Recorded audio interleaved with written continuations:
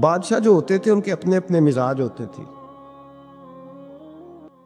اس بادشاہ نے 4 5 6 کتے رکھے ہوئے تھے، اور کتے بڑے بڑے کتے تھے، اور بڑے وہ خون خار کتے تھے، چیر پھاڑ کھا جاتے تھے، شیر جتنے ان کے قد تھے. بادشاہ تھوڑا سا کسی آدمی سے ناراض ہوتا نا تو ایک بہت بڑے پنجرے کے اندر ایک بہت بڑا سلاخوں کا گھر اس نے بنایا ہوا تھا، اس میں کتے ہوتے تھے، اور کتے کو جب باندھ کے رکھا جاتا ہے تو زیادہ زہریلا ہو جاتا ہے، وہ زیادہ اس کے اندر کرواہٹ آتی ہے، زیادہ کاٹتا ہے. اس نے قید کیے ہوئے تھے. کتے تو بڑے زہریلے تھے. جس آدمی سے بادشاہ تھوڑا سا ناراض ہوتا نا تو وہ کتے کے آگے اس آدمی کو ڈالتا، کتے اس کو چیر پھاڑ کے کھا جاتے. یہ سزا تھی، لوگوں کو پتا تھا. بادشاہ کے وزیر نے بڑی خدمت کی بادشاہ کی، 35 سال تک نوکری کی. لیکن ہر سورج نے غروب تو ہونا ہی ہوتا ہے نا، ہر چاند نے ڈلنا بھی ہوتا ہے. اب بوڑھا ہونے لگا، وہ جو مضبوط حافظہ تھا وہ کمزور ہونے لگا، ہلکی ہلکی غلطی. بادشاہ مزاج کا بادشاہ تھا، پر نہیں سمجھ میں آیا. تو میں نے کہا کہ لوگ کہتے ہیں ہمیں کام پیارا ہے، چم نہیں. تو رشتہ وفا کا تھا ہی نہیں. وزیر سمجھنے لگا کہ اب نہ میں بھی غلطیاں کرنے لگا ہوں تو ایسا نہ ہو کسی دن میں بھی ان کتوں کا شکار ہو جاؤں. اس نے بادشاہ سے کہا کہ بادشاہ، مجھے آہستہ آہستہ معذرت کرنے لگا، قدم ہٹانے لگا کہ مجھے چھٹی دے دی جائے، اب میں بوڑھا ہو گیا ہوں. لیکن اس نے کہا نہیں نہیں، جب تک میری طبیعت نہیں مانتی تم نہیں جا سکتے. مطلق العنان لوگ تھے. وزیر خاموش ہو گیا، پریشان رہنے لگا. غلطی ہو گئی ہے تو پھینک دے گا. ایک تجویز اس کے ذہن میں آئی. وہ جو پنجرے، کتوں کے پنجرے پر محافظ بیٹھا تھا نا، جو ان کو کھانا ڈالتا تھا، روٹی ڈالتا تھا، گوشت دیتا تھا، اس کو ایک دن کہنے لگا یار تیری ڈیوٹی ہے سارا دن کتوں کو کھانا دینے کی، گوشت دینے کی، تو 2 4 دن ڈیوٹی مجھے نہیں دیتا؟ کہ تو لے لے، میں تو پہلے پریشان ہوں، سارا دن ان کی دیکھ بھال کرتا ہوں. اس نے کچھ تھوڑا سا گوشت لیا، پنجرے کے باہر کھڑے ہو کے کتوں کو ڈالا. اگلے دن تھوڑی روٹیاں لے آیا، کتوں کو ڈالی. 2 4 دن، ہفتہ، مہینہ، سال بھر، جتنا اس کو موقع ملا وہ دن بھر خدمت کرتا. بس وقت ایک دن آ گیا، بادشاہ کو کوئی بات اچھی نہ لگی. اس نے کہا اس بڈھے کو اٹھاؤ اور ڈالو کتوں کے پنجرے میں. ساری زندگی یہاں رہا، اسے ابھی تک نہیں پتا چلا میرے مزاج کا. جب اٹھا کے پنجرے میں ڈالا نا تو بجائے اس کے کہ کتے اسے کاٹ کھاتے، وہ اس کے پیر چومنے لگے. وہ پیر چومنے لگے، ہاتھ چومنے لگے، چاٹنے لگے. تو بادشاہ سامنے کھڑا تھا نظارہ دیکھنے کو کہ چیر پھاڑ کرتے تو خوش ہوا کرتا تھا. خونخوار درندے جیسی اس کی طبیعت ہو گئی.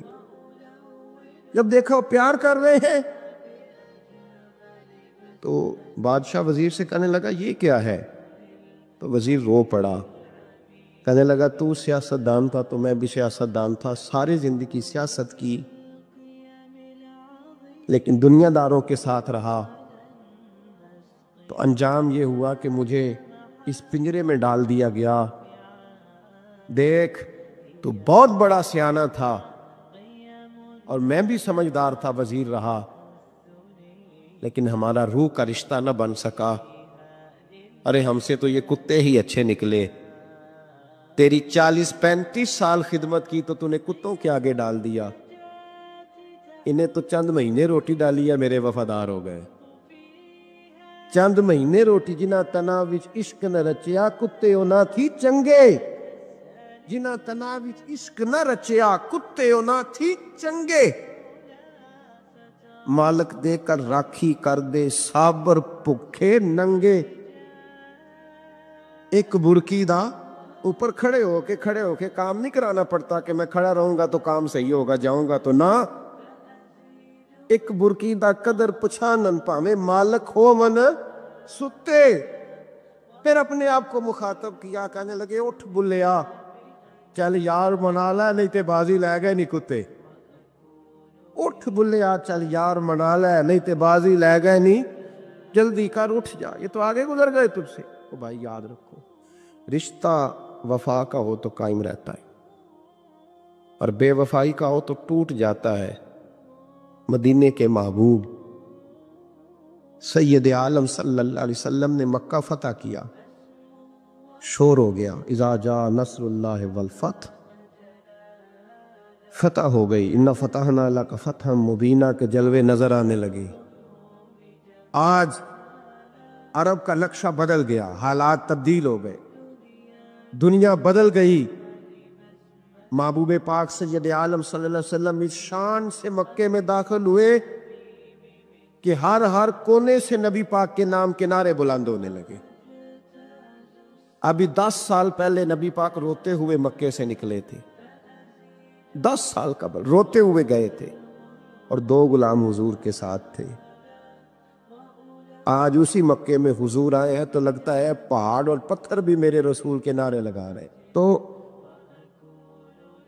ایک عروج ہو گیا، حالات ایک نیا رخ اختیار کر گئے، اور مکہ مکرمہ کے اندر اللہ تبارک اب تو احاطہ بڑا ہو گیا ہے، مطاف بہت بڑا ہو گیا ہے، حرم شریف کی مسجد کو وسعت دے دی گئی ہے، لاکھوں لوگ آ سکتے۔ اس وقت جب 10,000 لوگ آئے نا تو سیرت نگار کہتے ہیں یوں لگا جیسے درختوں پہ بھی لوگ چڑھے ہوئے، پہاڑوں پہ بھی لوگ، اتنا مجمع تھا، کہاں 2-3 لوگ اور کہاں ہزاروں کا اجتماع۔ میرے نبی پاک صلی اللہ علیہ وسلم نے طواف کیا اونٹنی پہ بیٹھ کے کعبے کا، پھر میرے محبوب تشریف لائے اور حضور نے خانہ کعبہ کا دروازہ کھولا، پھر میرے نبی پاک نے بت توڑے، پھر میرے محبوب نے خانہ کعبہ کے دروازے میں کھڑے ہو کے خطبہ ارشاد فرمایا، پھر میرے رسول پاک صلی اللہ علیہ وسلم کے جلوے زمانے نے دیکھے۔ ان سارے حالات میں دنیا نے ایک وفا کا عجیب منظر دیکھا کہ اس موسم بہار میں نہ تو آواز حضرت ابو بکر کے نام کی بلند ہوئی، نہ عمر فاروق اور نہ مولا علی کے نام کی بلند ہوئی، اس مجمع عام میں محبوب پاک کی آواز گونجی تو رب کریم کے حبیب نے فرمایا این بلال، میرا بلال کہاں ہے، اور میرا بلال کہاں ہے، اس کو بلاؤ نا، کدھر ہے بلال۔ عجیب رنگ وفا دیکھا نا لوگوں نے، یہ وفا، فرمایا بلال کدھر ہے، حضرت بلال ہاتھ باندھے سب سے پیچھے، وہ شہرت سے بچنے والا پیچھے پیچھے رہتا ہے، جی چاہتا ہے ساری غزلیں اس ظالم کے نام کروں، پیچھے تھے حضرت بلال رضی اللہ تعالیٰ عنہ، دوڑے حضور میں حاضر ہوں، فرمایا ادھر آ یار، کعبے کی چھت پہ تو چڑھ ذرا، آذان تو سنا۔ ایک صحابی حضور کے کان میں بولے، اور یہ بھی حکمت الہی تھی کہ وہ بولے، حضرت بلال کی شان ظاہر ہونی تھی، کان میں، کہا یا رسول اللہ کافر پہلے ہی مر گئے، پہلے کوئی حال نہیں ان کا، آج تو بالکل ہی ختم ہو گئے، حضور آج آپ کا سکہ چل گیا ہے، بلال کے بڑے دشمن ہیں، بلال کو رہنے دیں، کوئی اور نہ آج اذان دے دے۔ کان میں بات کہی تھی، چاہیے تھا جواب بھی کان میں آتا، پر معصوم آمنہ فخر آدم و بنی آدم وفا کا خطبہ پڑھنے لگے، وفا کا خطبہ شروع ہوا۔ میرے حبیب علیہ السلام نے فرمایا، کان میں بات کی تھی، حضور کان میں جواب دیتے، لیکن حضور نے فرمایا چپ کر یار، تو نے عجیب بات چھیڑ دی ہے، جب مکے میں پتھر کھانے ہو تو بلال، اور جب بدر میں تلواریں چمکے تو بلال، احد میں پتھر برسے تو بلال، اور گلے میں کس کے رسی باندھ کے سے مکے کی گلیوں میں گھسیٹا جائے تو بلال محمد محمد کہے، اور آج اللہ عزتیں دے تو کسی اور کو چڑھاؤں، فرمایا چپ کر کے سارے نیچے کھڑے رہو۔ آج کعبے کی چھت پہ بلال کھڑا ہوگا تو میں دنیا کو بتاؤں گا وفا کس چیز کا نام ہوا کرتا۔ بلال ہی چڑھے گا کعبے کی چھت پہ؟ کس نے ذروں کو اٹھایا اور صحرا کر دیا؟ یہ کس نے قطروں کو ملایا اور دریا کر دیا؟ اور کس کی حکمت نے یتیموں کو کیا در یتیم اور غلاموں کو دنیا بھر کا مولا کر دیا؟ بھائی یاد رکھو، رشتہ جو وفا کا ہوتا ہے نا، اس کا بڑا رنگ ہوتا ہے، اس کا بڑا انداز ہوتا ہے، اس کے بڑے طریقے ہوتے ہیں۔ اگر حضرت حلیمہ غربتوں کے عالم میں میرے مصطفیٰ کو لے کے گئی تھی نا، تو معصوم آمنہ نے بھی تو سبق بڑا نرالا دیا نا امت کو۔ حضرت حلیمہ جب لے کے گئی تھیں تو تب تو 3 لوگ تھے نا، کوئی دیکھنے والا نہیں تھا، 3-4 لوگوں میں لے کے گئی تھیں۔ حلیمہ کہتی ہے جب میں نے رنگ دیکھا تو میں نے نرالا دیکھا ہے۔ مسجد بھری ہوئی تھی غلاموں سے، اور کریم رسول منبر پہ بیٹھے تھے۔ سادی سی بی بی جس کے لیے کبھی کوئی اٹھ کے کھڑا نہیں ہوا تھا، کوئی بھی، لباس بھی پرانا اور میلا تھا، کہتی ہیں جب میں نے مسجد میں قدم رکھا تو وہ والے نعرے لگے جو فرشتوں نے بھی دروازے کھول کھول کے دیکھے کہ کسی کے نعرے لگ رہے ہیں۔ اور جناب حلیمہ کہتی ہیں کسی نے ایسا کبھی استقبال نہ دیکھا ہوگا۔ حضور اٹھے، وہ یا اللہ کی ساری رحمتیں اٹھ کے کھڑی ہو گئی، اور پھر مصطفیٰ کریم نے بچھائی جب چادر، اور حضرت حلیمہ سعدیہ رضی اللہ تعالیٰ عنہ بیٹھی، اور حضور التحیات کی حالت میں سامنے بیٹھ کے تو لوگوں کو پتہ چلا جو وفا کا رشتہ ہوتا ہے اس کا رنگ ذرا نرالا ہوا کرتا ہے، اس کا انداز ذرا انوکھا ہوا کرتا ہے۔ بھائی رشتہ وفا کا، رشتہ خلوص کا، لالچ کا رشتہ اگر آپ نے کمپنی والے کس لیے دعوت کی ہے نا کہ وہ آپ کو مال صحیح دے گا، تو بھائی وہ بھی اس لیے آیا ہے کہ آپ اس کا مال زیادہ بیچیں گے۔ اگر آپ کسی رشتہ دار کے ساتھ اس لیے تعلق رکھتے ہیں نا کہ اس کے پاس پیسے زیادہ ہیں، تو وہ بھی اس لیے آپ کے ساتھ تعلق زیادہ رکھے گا کہ کبھی کبھی چلو گاڑی چلا لے گا، کبھی کبھی میرے کسی کام آ جائے گا۔ یہاں خلوص دیکھو، یہاں اگر آپ کے ہاں خلوص ہے تو پھر سامنے بھی آپ کو بڑا خلوص ملے گا۔ نبی پاک سید عالم صلی اللہ تعالی علیہ وسلم نے رشتوں کی مضبوطی کا حکم دیا ہے۔ عرض کی یا رسول اللہ صلی اللہ علیہ وسلم، صحابی نے پوچھا حضور مجھے سب سے زیادہ کس صدقے کا ثواب ملے گا؟ ترغیب و ترغیب میں حدیث موجود ہے۔ حضور کس صدقے کا ثواب سب سے زیادہ ہے؟ تو اللہ کے رسول نے فرمایا تیرا رشتہ دار ہو تجھ سے ناراض ہو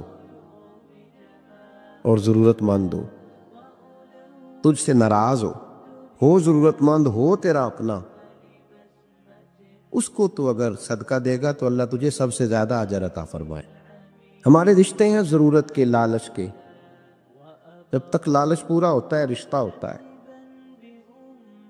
حالانکہ رشتے ضرورت کے نہیں ہونے چاہیے، رشتے عقیدت کے ہونے چاہیے، رشتے محبت کے ہونے چاہیے۔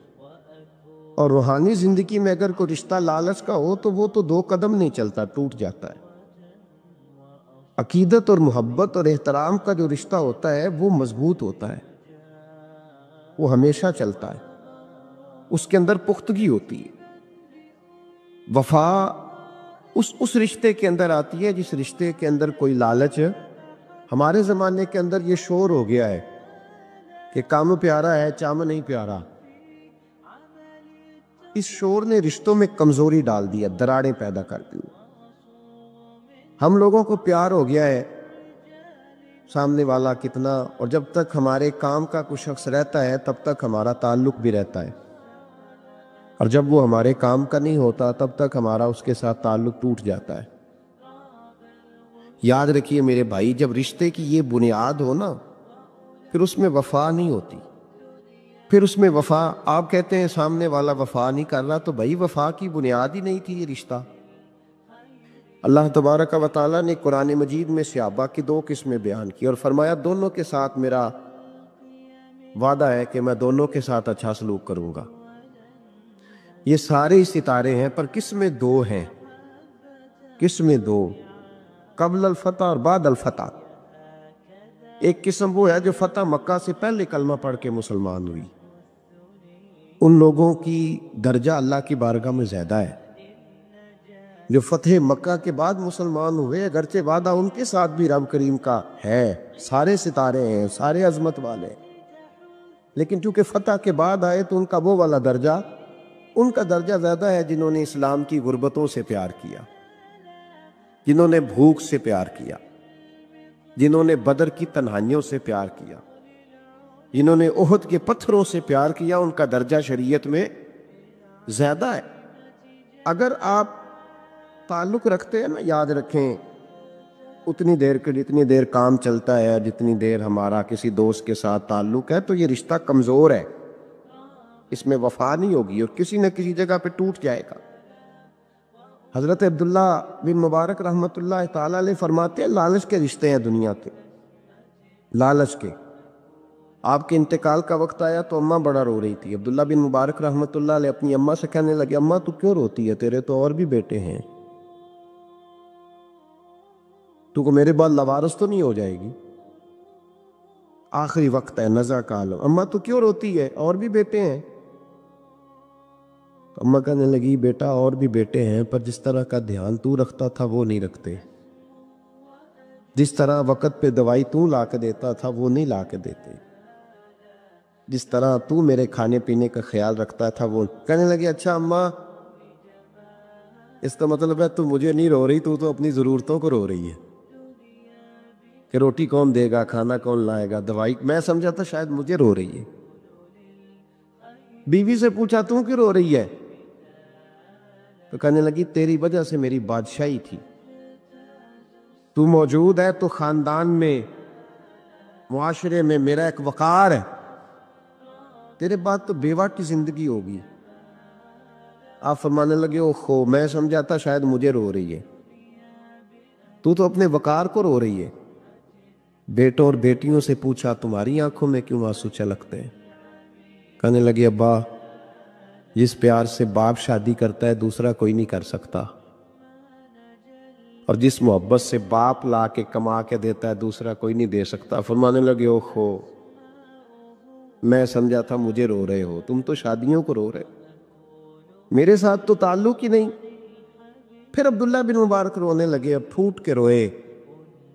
کسی نے کہا آپ کیوں روتے ہیں؟ فرمایا آج سمجھ آئی ہے، میرے ساتھ اگر بے لوث رشتہ ہے تو یا خدا کا ہے یا محمد مصطفیٰ کا ہے صلی اللہ علیہ وسلم۔ آج سمجھ آئی ہے، وہ میں نے جن کے ساتھ تعلق مضبوط کیا ہی نہیں، کبھی فجر چھوڑی، کبھی زور چھوڑی، کبھی ایک رہ گیا، کبھی وہ رہ گیا، کبھی داڑھی کا پروگرام بنا، کبھی رہ گیا، جن کے ساتھ میں کمزور تھا وہ میرے ساتھ مضبوط تھے، اور جن کے ساتھ میں مضبوط تھا ان کا میرے ساتھ کیا حال تھا۔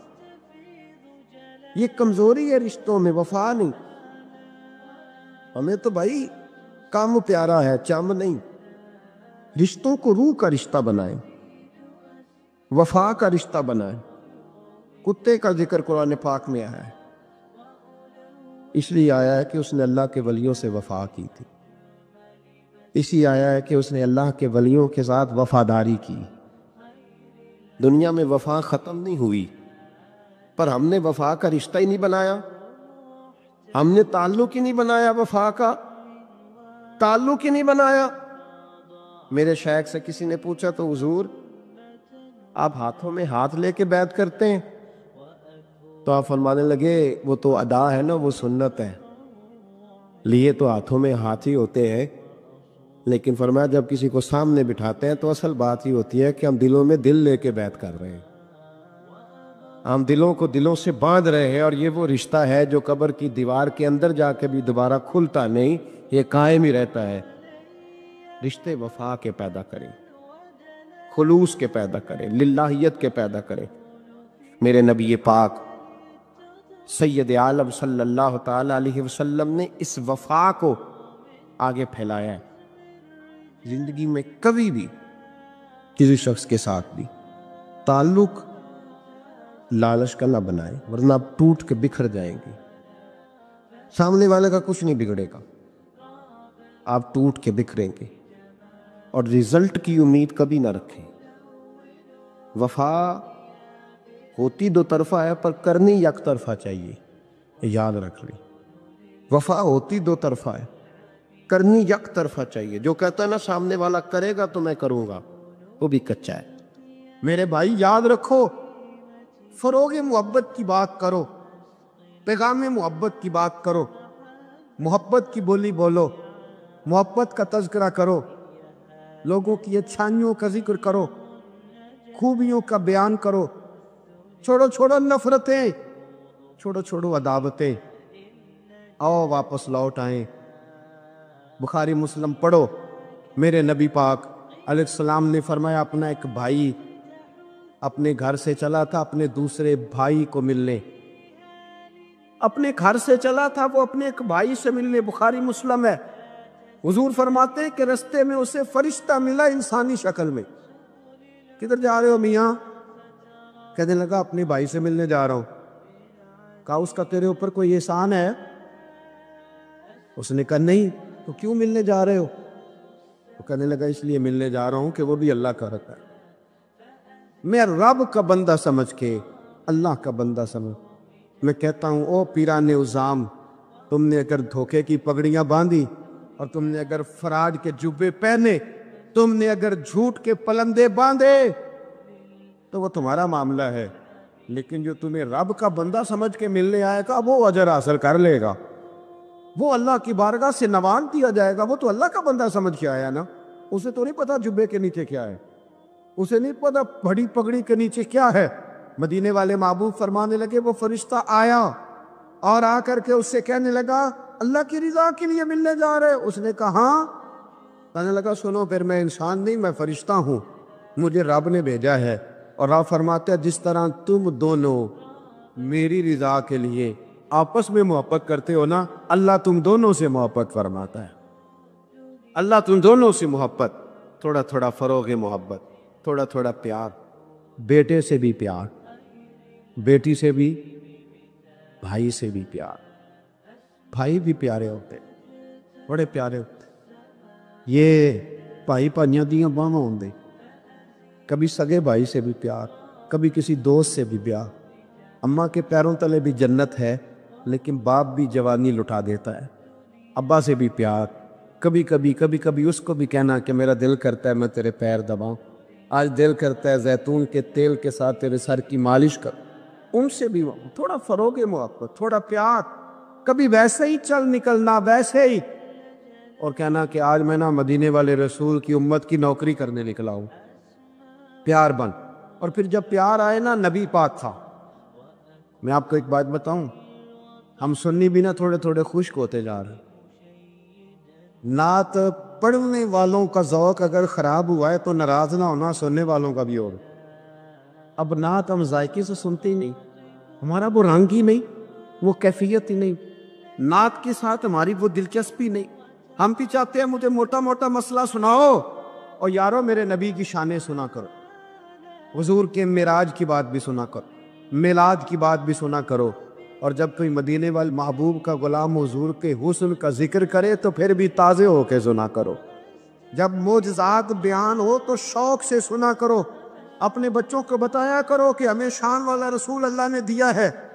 نبی پاک کے حسن کا، جمال کا، اخلاق کا، کردار کا، ہنسنے کا، بولنے کا، بات کرنے کا، بانٹنے کا، سخاوت کا، عطا کا، کرم کا، جمال کا، فیض کا، غلاموں سے پیار کرنے کا، کسی کو نوازنے کا۔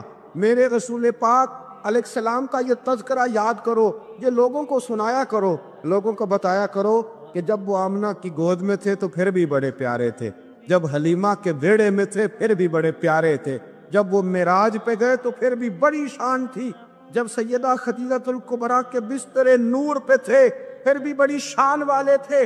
لوگوں کو بتایا کرو کہ مدینے والے رسول جب سیدہ عائشہ سے باتیں کرتے تھے کرم تب بھی بڑا تھا، اور جب حضور غار ثور میں تھے شان تب بھی بڑی تھی، جب بدر میں آئے تو دلیر تب بھی بڑے تھے، جب احد میں آئے تو درگزر تب بھی بڑا تھا۔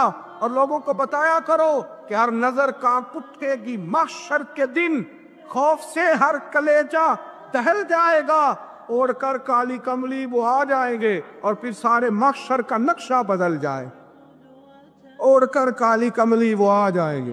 اور اعلیٰ حضرت فرماتے ہیں، دیکھو اعلیٰ حضرت کیا کہتے ہیں، فاضل بریلوی فرماتے ہیں کاش محشر میں جب ان کی آمد ہوا ہو، کہتے ہیں میرا دل کرتا ہے سب نے ہاتھ باندھے ہوئے، کاش محشر میں جب ان کی آمد ہو اور بھیجے سب ان کی شوکت پہ لاکھوں سلام۔ حضرت ابو خزامہ یہ وہ واحد صحابی ہے جو گواہی ایک دے تو دو لکھی جاتی ہے۔ حضرت ابو خزامہ کہتے ہیں نبی پاک صلی اللہ علیہ وسلم نے نا گھوڑا خریدا ایک یہودی سے۔ ذرا محبت کی بات دیکھو، حضور تھے یا وہ یہودی تھا؟ سیاستہ میں حدیث ہے، نبی پاک صلی اللہ علیہ وسلم گھر چلے گئے، فرمایا پیسے لا کے دیتا ہوں۔ پیچھے سے یہودیوں نے کہا تو نے سستا بیچ دیا۔ نبی پاک پیسے لے کر کے آئے تو حضور نے کہا پیسے رکھو گھوڑا دو۔ کہنے لگا کون سا گھوڑا، کیسا گھوڑا؟ میں نے تو بیچے نہیں۔ کی آخید ہے جیڑا مر جائے یا مکر جائے او دا کوئی حل ہے؟ اس نے کہا کون سا گھوڑا؟ حضور نے فرمایا گھوڑا تو نے بیچا، میں نے خریدا، پیسے رکھ۔ کہنے لگا کوئی گواہ ہے تو دے۔ ایک بندہ بھی کہہ دے، اب گواہی کون دے؟ وہاں تو تھا ہی کوئی نہیں۔ رش لا کے اپنے بیگانے سب جمع ہو گئے۔ حضرت ابو خزامہ پیچھے کھڑے تھے، دونوں ہاتھ اونچے کر دیے، کہنے لگے سونیا میں گواہی دے پائی، میں دیتا ہوں نا گواہی، میں دیتا ہوں گواہی۔ جب بات کر دی تو یہودی کی بات پوری ہو گئی۔ نبی پاک صلی اللہ تعالی وسلم نے پیسے دیے، گھوڑا لیا، سب لوگ چلے گئے، کیونکہ اس نے کہا تھا ایک بندہ کہہ دے تو دے دیتا ہوں۔ حضور نے سیدنا بلال حبشی سے کہا گھوڑا لے جا کھار، اور شارحین نے لکھا ہے، شارحین نے، کہ نبی پاک نا لوگ چلے گئے تو حضور نے نا حضرت خزیمہ کے یوں گلے میں ہاتھ ڈالا، اور حضور ساتھ ساتھ جل رہے ہیں، ساتھ ساتھ، اور مسکرا کے فرمانے لگے یار تو نے تو دیکھا ہی نہیں تھا، گواہی کیسے دے دی؟ تو تھا ہی نہیں۔ گواہی نہ علماں وچ پھسا سانو، تو یار دی گل سنا سانو، اوتے علم دا سکہ نہیں چلدا جتھے عشق حراں دا ڈیرا ہے۔ نبی پاک صلی اللہ علیہ وسلم نے فرمایا ابو خزامہ تو تھا ہی نہیں، تو گواہی کیسے دے دی؟ چلتے چلتے کہا۔ جناب ابو خزامہ ٹھہر گئے، حضور پہ رک گئے، غور سے سرکار کا چہرہ دیکھا، عرض کرنے لگے سونیا کیا کہا؟ میں وہاں تھا نہیں، میں نے دیکھا نہیں تو گواہی دے دی۔ کیا جملہ ہے، کیا شان ہے، کیا ایمان ہے، کیا قوت ہے۔ عرض کرنے لگے یا رسول اللہ میں نے تو رب بھی نہیں دیکھا، میں نے کو دیکھا، تو نے کہا وہ ہے تو میں نے کہا ہے، تو نے کہا مالک ہے تو میں نے کہا وہ مالک ہے، تو نے کہا خالق ہے تو میں نے کہا وہ خالق ہے، تو نے کہا اس نے تجھے پیدا کیا ہے تو میں نے کہا ٹھیک ہو گیا، تو نے کہا سجدہ کر تو میں نے کیا، تو نے کہا اس کا ذکر کر تو میں نے کیا، تو نے کہا یہ اس کی کتاب ہے پڑھ تو میں نے پڑھی۔ تو جب تیرے کہنے پہ میں اتنی بڑی شے مان گیا ہوں تو گھوڑا تو چیز ہی کوئی دے، اتنی بڑی شے جو مان گیا ہوں تو گھوڑا پیچھے رہ جائے، سر سے لے کر پاؤں تک تنویر ہی تنویر ہے، جیسے منہ سے بولتی قرآن کی تفسیر ہے۔ سوچتی تو ہوگی دنیا مصطفیٰ کو دیکھ کر وہ مصور کیسا ہوگا جس کی یہ تصویر ہے۔ آپ ذرا ماننے کا رنگ دیکھیں، آپ ذرا غلاموں کے ماننے کا، آپ ذرا انداز تو دیکھیں نا غلاموں کے مان۔